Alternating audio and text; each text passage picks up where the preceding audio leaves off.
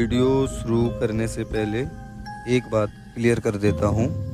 ये कहानी जब भी मैं सुनाता हूँ तो रुक जाता हूँ, सुना नहीं पाता हूँ, क्योंकि जो भी इस रात हुआ था वो सिर्फ याद नहीं, अभी भी पीछा करता है।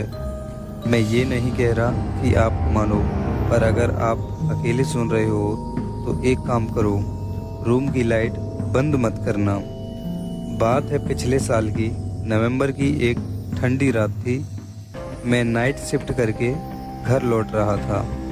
टाइम था 2:17 AM रात की। रोड बिल्कुल खाली थी, सिर्फ मेरी बाइक की आवाज़ आ रही थी और एक गली जहां स्ट्रीट लाइट बार बार ब्लिंक कर रही थी। मैंने सोचा रोज़ का है, लाइट ही तो है। पर जैसे ही मैं उस गली में घुसा, मेरी बाइक अचानक बंद हो गई। ना ही पेट्रोल ख़त्म हुई थी और ना ही कोई इंजन प्रॉब्लम हुई थी, बस अपने आप बंद हो गई बाइक। उसी वक्त पहली बार मुझे फील हुआ कि मुझे कोई देख रहा है। सीधा सामने एक पुराना सा मकान था, उसकी खिड़की खुली हुई थी। फिर खिड़की में किसी का चेहरा सा लगा, मुझे चेहरा किसी का दिखा खिड़की में। मैंने आंख झपकाई, वैसे ही चेहरा गायब हो गया। दिल ने कहा भाई छोड़, इमेजिनेशन है। पर तभी पीछे से आवाज़ आई, लाइट बंद कर दो, हमें दिख रहा है। मैंने तुरंत पीछे मुड़ के देखा तो कोई नहीं था, पर आवाज़ बिल्कुल मेरे कान के पास से आई थी। बाइक स्टार्ट करने की कोशिश की, एक बार की, दो बार की, बार बार की, फिर भी बाइक स्टार्ट नहीं हुई। मैंने फ़ोन निकाला टॉर्च के लिए, पर टॉर्च ऑन होने से पहले ही एक अननोन कॉल अपने आप ही रिसीव हो गई। स्क्रीन पे लिखा था अननोन। मैंने बोला हेलो। 2 सेकंड साइलेंस रहा, फिर वही आवाज़ आई, तुम यहीं रुकोगे जैसे बाकी रुक गए थे। मेरा गला सूख गया था। कौन बोल रहा है? मैंने पूछा कौन बोल रहा है। वैसे ही कॉल कट हो गई और तभी मकान की खिड़की बंद हो गई। बिल्कुल ज़ोर से, बहुत ज़ोर से मकान की खिड़की बंद हो जाती है। तब मुझे पहली बार कदमों की आवाज़ सुनाई देती है। पर इस अजीब बात ये थी, वो चल नहीं रहा था, कुछ घसीटने जैसी आवाज़ थी, सी सी करके। स्ट्रीट लाइट ब्लिंक कर रही थी, लाइट ऑन ऑफ हो रही थी। ऑन होती तो कुछ नहीं दिखता, ऑफ होती तो एक लंबा सा साया मेरे और करीब आता जा रहा था। मैंने चिल्लाया कौन है वहाँ?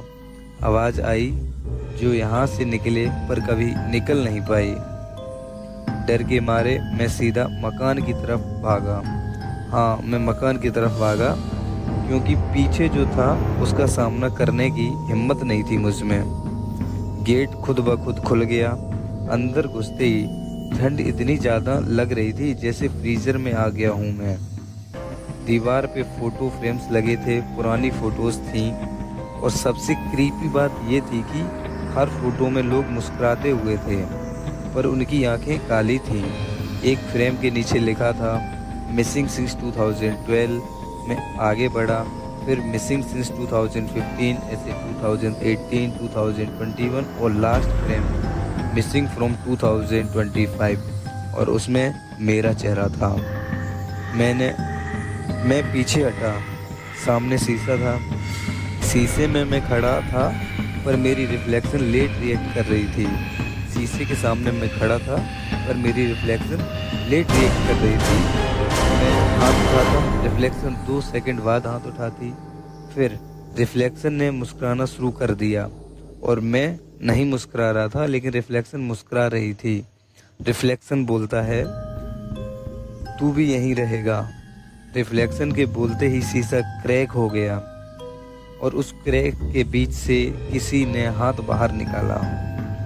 मुझे याद आया, इस गली के बारे में लोग पहले बोलते थे, यहाँ जो लोग रात को रुक जाते हैं वो या तो पागल हो जाते हैं या फिर कहानी बन जाते हैं। तभी पीछे से आवाज़ आई, लाइट बंद कर दो, अब तुम भी दिख रहे हो। और पूरी बिल्डिंग की लाइट्स बंद हो गई।